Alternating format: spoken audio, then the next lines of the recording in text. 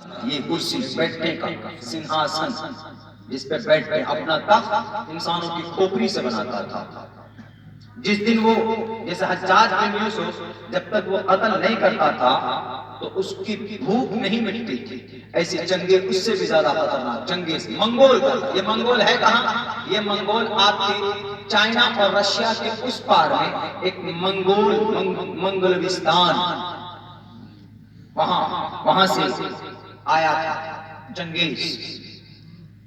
تو وہ جب سمرقند کو گیا فتح کرنے کے لیے تو وہاں اس کے اندر ایک چیز یہ تھی کہ وہ سروے کراتا تھا. پہلے جاسوس کو بھیج کر کہ جاؤ بھارت کے اندر دیکھو کہ بھارت میں وہاں کی طاقت کیسے، وہاں کی فوجی سسٹم کیسے، یہ طاقت دیکھ کر تاکہ ہم دیکھ سکیں کہ حملہ کرنے میں ہم کو وہ صرف بل سے نہیں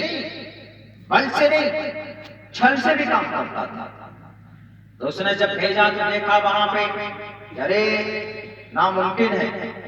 سارے قال اللہ قال رسول والے ہیں یہاں پہ، اللہ اکبر والے ہیں، قل واللہ احد اللہ الصمد.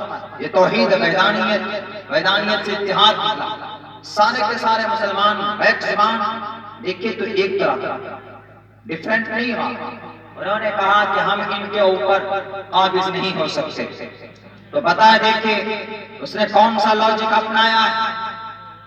اس نے فوراً تحقیق کرنے کے بعد وہاں کے جو پرمکھ تھے سمرقند کے جو مسلمان گروہ کے اس فوج کے جو وہاں پر مکھیا تھے ان کو لکھوا بھیجا کہ تمہارے شہر سے باہر میں چنگیز خان پوری دنیا کو فتح کرنے کی ہمت اور سخت فتح کی کرنے کی طاقت اور چھمتا رکھتا ہے. آدھی دنیا کو قبضہ کر کے تمہارے بارڈر پر پہنچاؤں. میں تمہارے اس ملک میں اپنی حکومت جمانا چاہتا ہوں. وہاں کے مسلمانوں نے کہا کہ آج تک کسی ماں نے وہ بچہ نہیں جنا جو سمرقند کو اپنے قبضے میں لے لے. تو جب یہ جواب ملا تو جواب سے ہی پتا چل جاتا ہے کہ طاقت کتنی ہے ان کے اندر.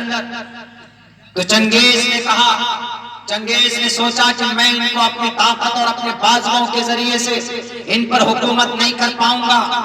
تو میرے مسلمان بھائیوں اس نے توڑنے کی کوشش کی. اس نے کہا کہ سمرقند والوں میں قبضہ کر کے رہوں گا، چاہے تم امن کے ساتھ مجھے اپنا یہ شہر حوالے کر دو یا تم ہماری تلوار کا مقابلہ کرو. لیکن میں جنگ سے پہلے ایک آفر کرتا ہوں تم کو.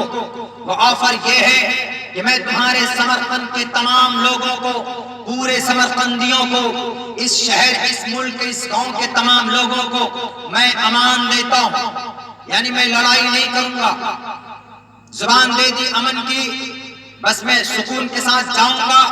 تم لوگ اپنا سب کچھ ہمارے حوالے کر دو، تمہارے جو خرچ اخراجات ہوں گے ہمارے ذمے ہوں گے. یہ آواز جب پہنچی سمرقند میں تو وہاں پر دو جماعت ہو گئی.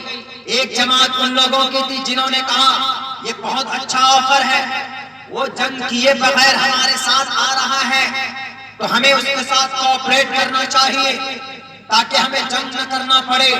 اور دوسری جماعت ان لوگوں کی ہے کہ یہ چور ہے، یہ دھوکے باز ہے، یہ NRC کرا کر، یہ CAA کرا کر لوگوں کو پریشان کریں گے.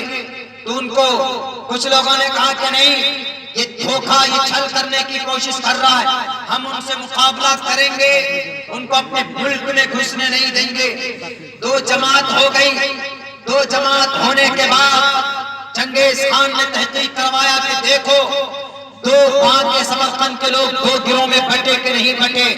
جب تحقیق کی گئی کچھ دنوں کے بعد تو خود مسلمان دو گروہ میں بٹ چکے تھے. ایک تو یہ کہ نہیں، امن کے ساتھ چنگیز خان کے ساتھ معاہدہ کر لیا جائے اور جب امان دے رہا ہے تو ان کے ساتھ مل کر ہم اپنے اس دیش کی ترقی کو آگے بڑھائیں گے.